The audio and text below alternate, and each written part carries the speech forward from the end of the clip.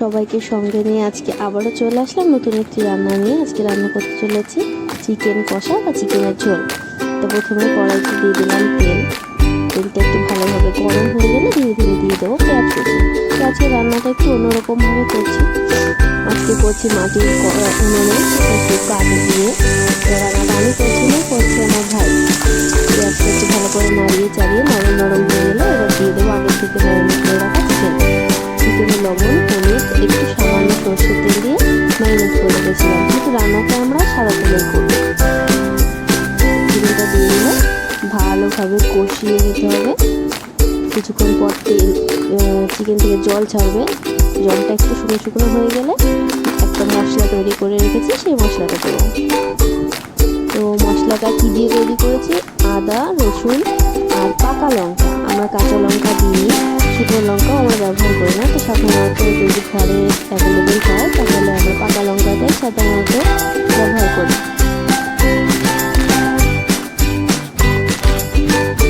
একটু জিরে গুঁড়ো, ধনে গুঁড়ো দিয়ে দেবো মশলাটার মধ্যে, দিয়ে সেটা দিয়ে ভালো করে কষিয়ে নিতে হবে।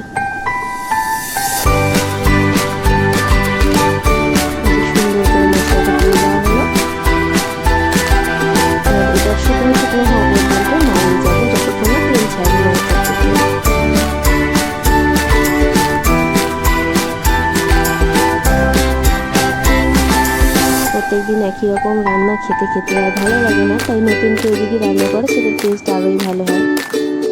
তো আমরা মাটির উনুনে যেহেতু কাঠ দিয়ে রান্না করেছিলাম, গ্যাসের চালের থেকে কাঠের আগুনের চালটা একটু বেশি হয়।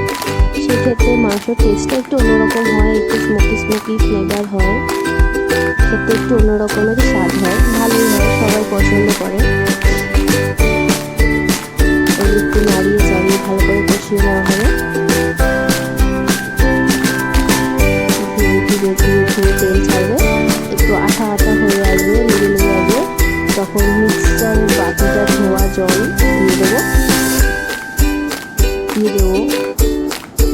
এই যে রান্না করছে সে একটু গন্ধ ফিরে দেখছে কেমন লাগে, গন্ধ থেকেই বুঝে যাবে খুব ভালো। দিয়ে দিল জল। এবার এই জলটার সাথে আলুটা আগের থেকে ভেজে রাখা ছিল, সেই আলুটা দিয়ে ভালোভাবে নাড়িয়ে চাড়িয়ে হয়ে যাতে আলুটা গলে যায়।